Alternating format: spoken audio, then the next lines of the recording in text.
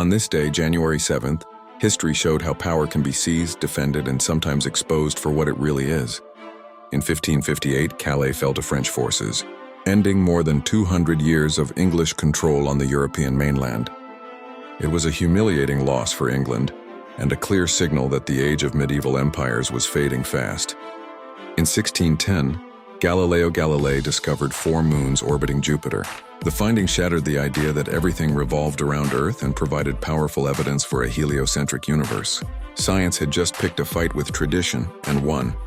In 1785, French inventor Jean-Pierre Blanchard and American physician John Jeffries successfully crossed the English Channel in a balloon.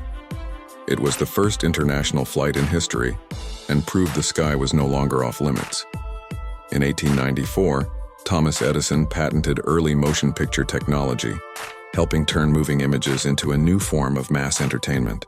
The modern film industry traces its roots back to moments like this. In 1927, the first transatlantic telephone call was made between New York and London.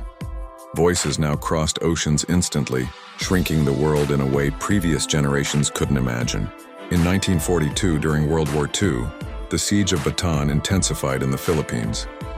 American and Filipino forces fought under desperate conditions, becoming a symbol of resistance even in defeat. In 1953, President Harry Truman announced the development of the hydrogen bomb, escalating the Cold War arms race and raising the stakes of global conflict to unprecedented levels. In 1989, Japanese Emperor Hirohito died, ending the longest reign in Japan's history. His life spanned imperial expansion, devastating war and post-war recovery, marking the close of an era. January 7th reminds us that discovery can change belief. Technology can erase distance, and power always leaves a record behind. If you enjoyed this trip down the rabbit hole, don't forget to like, share, and subscribe to Smart History for Dumb Times. And if you feel like fueling more historical deep dives, the link to buy me a coffee is in my bio.